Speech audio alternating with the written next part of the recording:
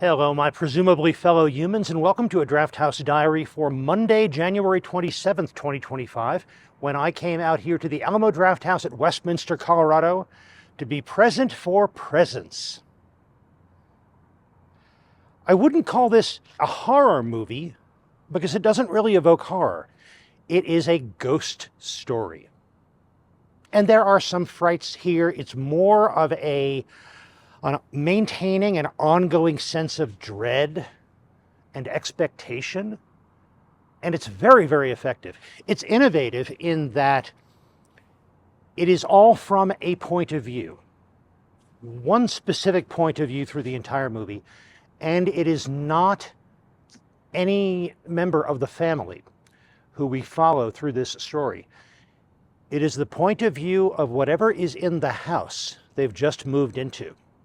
It takes that conceit, and I won't call it a gimmick. It is a conceit, and it is a choice about the filmmaking. It takes that, and it uses it very deftly to allow us to see this movie unfold in a way that it couldn't with any other perspective. Many ghost stories and many horror movies have a distinct mystery element to them, in which the characters are trying to figure out what is behind the supernatural or paranormal experience that they're having. What event in the past led to this?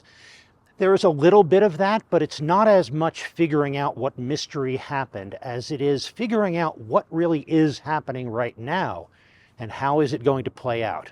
I don't want to say too much more, but I will say I enjoyed this very much.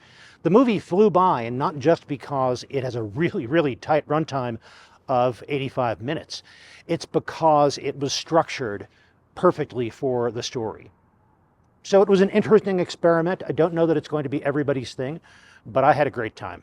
I do want to tell you about the rest of my trip to the Alamo, but in the meantime, if you're enjoying this video, please click that thumbs up button to like it. And if you want more of these Drafthouse Diaries as they come out, click subscribe.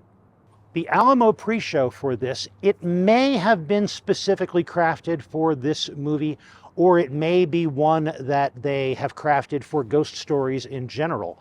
But it was perfectly suited. It had a typical collection of fun things. It started out with a cartoon involving musical dancing skeletons, and it had lots of horror movie trailers, including William Castle promoting his own movie 13 Ghosts, as well as a trailer for Horror House and a number of other horror movies and ghost stories. It also had a fascinating segment with a number of depictions of ghosts in stereoscope images from the 19th century. This was 19th century 3D, which was just two cameras set the appropriate distance apart and a viewer to match, and also what they were doing with the double exposures.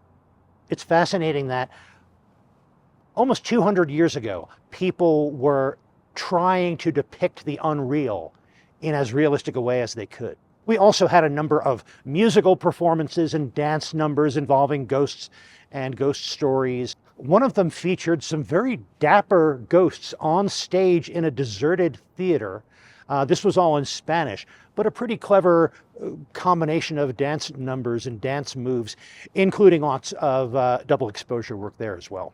I did get some dinner at this trip to the Alamo. I got a Guinness, one of my favorite beers, and I also got the Harissa chicken sandwich. This is a sandwich that they premiered back for the special features menu around the movie Furiosa. I liked it then when I tried it, and I'm really glad that this is one of the special features that they put on the standard menu in the most recent update.